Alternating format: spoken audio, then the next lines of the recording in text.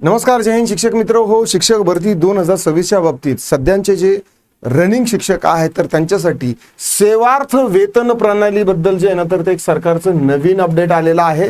सेवार्थ वेतन प्रणाली म्हणजे काय की डिजिटल पद्धतीने इथून पुढे वेतन होणार आहे. संपूर्ण काय माहिती आहे आपण ते पाहणार आहोत. आणि जी नवीन शिक्षक भरती होणार आहे तर त्यांच्यासाठी देखील डिजिटल वेतन प्रमाणेच जे आहे ना तर ती प्रोसेस जी आहे तर ती फॉलो करणार आहे. पुणे विभागामध्ये सध्या ट्रायल बेसिसवरती पायलट प्रोजेक्ट हा लॉन्च होणार आहे. सदरील सगळी माहिती जी आहे ना तर ती आपण पाहणार आहोत. हा जो GR आहे, ठीक आहे, एक मिनिट, हा जो GR आहे तर हा कधीचा आहे, 1 एप्रिलचा आहे. 1 एप्रिलचा GR आहे. यामध्ये सांगितलेलं आहे नवीन सेवार्थ प्रणालीची प्रभावी अंमलबजावणी करण्याच्या अनुषंगाने सर्व प्रशासकीय विभागांतर्गत पुणे विभागातील सर्व आहरण व संवितरण अधिकाऱ्यांना द्यावयाच्या सूचना. म्हणजे अगोदर जे ऑफलाईनची प्रोसेस होती, ठीक आहे, तर ती ऑफलाईनची प्रोसेस डेटा मायग्रेशन काय आहे. जर समजा एखादे शिक्षक असतील त्यांच्या वेतनावरती जर समजा काही त्यांनी सोसायटी म्हणा किंवा काही लोन वगैरे काढलं असेल तर ते सगळं जे आहे तर ते सगळं डेटा ट्रान्सफर जे आहे ना तर त्या नवीन सेवार्थ प्रणालीमध्ये होणार आहे. डिजिटल वेतन प्रणालीमध्ये होणार आहे. काय आहे सगळं काही आपण बघूया. तत्पूर्वी आपलं हे जे डिजिटल आपलं हे जे वोकॅब किंग नावाचं हे जे पुस्तक आहे ना हे PDF फॉर्मॅटमध्ये आपण उपलब्ध करून दिलेलं आहे. आगामी तलाठी भरती आणि TETच्या भरतीच्या विद्यार्थ्यांसाठी हे पुस्तक अप्रतिम असं आहे. आणि या पुस्तकाची किंमत फक्त आणि फक्त 1 रुपया आहे. 1 रुपयामध्ये तुम्हाला ही PDF जी आहे ना तर ती पुस्तकाची सगळे मिळणार आहे. लवकरच याचं प्रिंटेड पुस्तक देखील मार्केटमध्ये येईल. ठीक आहे. 7,000 शब्द आहे. 7,000 शब्दाच्या बाहेर एकही शब्द येणार नाही. आणि तुम्हाला 7,000 शब्द असे नुसते लिस्ट मध्ये नाहीये. प्रत्येक शब्द मनामध्ये घर करून राहील याच्यासाठी प्रत्येक शब्दाचा अर्थ मराठीतून आणि त्या शब्दाला कॉन्टेक्स्च्युअल अवेअरनेसमध्ये कशा पद्धतीने यूज करता येऊ शकतं, मेंटल हुक काय काय असतील सगळं काही यामध्ये दिलेलं आहे. तुम्ही याची जी PDF आहे तर ती ॲप्लिकेशनद्वारे चेक करू शकता. आता नवीन सेवार्थ प्रणाली म्हणजे काय आपण ते पाहूया. ठीक आहे. सरकारने ही प्रणाली का आणलेली आहे किंवा का आणत आहे ते पण पाहूया.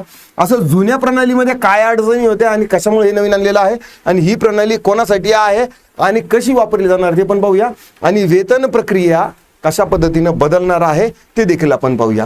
आता नवीन सेवार्थ प्रणाली म्हणजे काय, कर्मचाऱ्यांच्या वेतनाची जी आहे ना तर ती डिजिटल प्रणाली आहे. काय डिजिटल पद्धतीने आहे. अगोदर कसं होतं की ऑफलाईन पद्धतीने मस्तर वगैरे अटेंडन्स वगैरे जे तर ते लावल्यानंतर मग वरती बाबूगड शिक्षणाधिकारी ते चेक करणार, नंतर मग ते ट्रेजरी, नंतर मग तिथून येणार. बरोबर. तर यामध्ये काय की कधी कधी गोंधळ व्हायचा आणि बरेचसे लूपहोल्स आहेत ना तर ते राहायचे.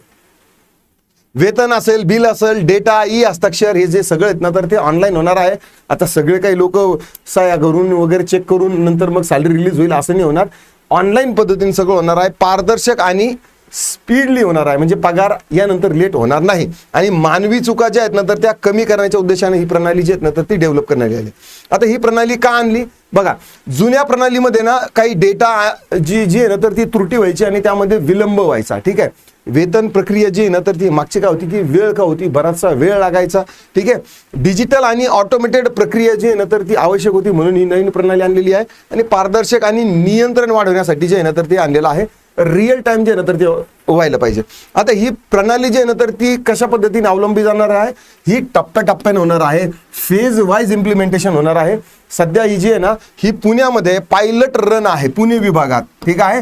पुणे विभागात ही पायलट रन आहे आणि नंतर मग पूर्ण महाराष्ट्रभर जे आहे ना तर त्याची अंमलबजावणी होणार आहे. एप्रिल 2026 पासून जी आहे ना तर ती सुरुवात आहे. म्हणजे या महिन्यापासून सुरुवात होणार आहे पुणे विभागातून. नंतर मग पूर्ण अंमलबजावणी होणार आहे. आता डेटा मायग्रेशन यामध्ये होणार आहे. डेटा मायग्रेशन काय आहे समजून घ्या. आता जुनी जी प्रणाली होती, वेतन प्रणाली होती, त्यातून नवीन प्रणालीमध्ये जे एक्झिस्टिंग शिक्षक आहेत त्यांची वेतन जे आहे ना तर ते नवीन प्रणाली ट्रान्सफर करणं म्हणजे त्याचं डेटा मायग्रेशन आहे. त्या शिक्षकांचा जो काही डेटा आहे जसं की पॅन कार्ड असेल, नाव, सेवार्थ तपशील असेल, हे जे आहेत ना तर ते सगळं बँकेचे अकाउंट वगैरे सगळं जे आहे ना सगळं माहिती, कर्मचाऱ्यांची माहिती जी आहे ना तर ती अपडेट करणे जे आहे तर ते डिजिटल करायचं काम म्हणजे डेटा मायग्रेशन आहे. जुन्यावरून नवीन याच्यात. ठीक आहे. डेटा व्हेरीफाय आणि अप्रूव्ह केल्यानंतर पुढील प्रोसेस जी आहे ना तर ती होणार आहे. डेटा काय होईल की याचे जे सिनियर असतील तर ते अप्रूव्ह करतील बरोबर आहे की नाही आणि नंतरच अप्रूव्ह केल्यानंतरच पुढचं होणार आहे. अधिकारी काय करतील, आता वरचे जे अधिकारी येतात ते काय करणार की डेटा अपडेट करतील. ठीक आहे. नंतर तुमचं बिल ग्रुप असेल, नंतर पोस्ट असेल, कर्जाची माहिती तपासणी असेल, जर समजा एक्झिस्टिंग आपलं काही कर्ज वगैरे असेल, काही हप्ते वगैरे असेल, तर ते सगळंच्या सगळं जे आहे ना तर ते ट्रान्सफॉर्म होणार आहे. ठीक आहे. आणि डेटा जो आहे तर तो व्हेरीफाय होईल आणि नवीन प्रणालीत नवीन बिल जे आहे ना, नवीन वेतन बिल जे आहे ना तर ते तयार केले जाणार आहे. याचं प्रशिक्षण जे आहे ना तर ते सर्व अधिकाऱ्यांना प्रशिक्षण जे आहे ना तर ते दिले जाणार आहे.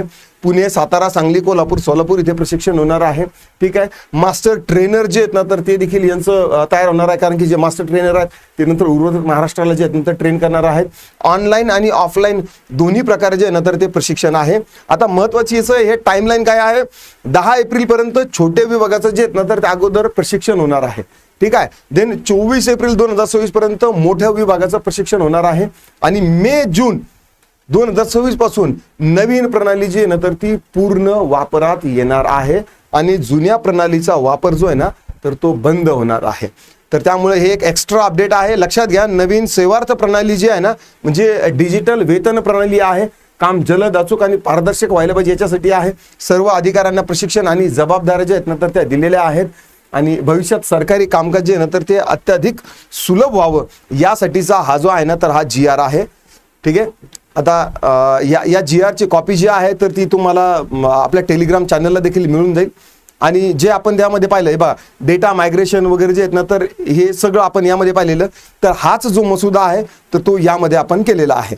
ठीक आहे. आशा करतो तुम्हाला हा व्हिडिओ आवडला असेल तर लाईक करा, शेअर करा, कमेंटमध्ये तुमचे काही दिक्कत, डाऊट, क्वेरी, परेशान असतील नोंदवू शकता.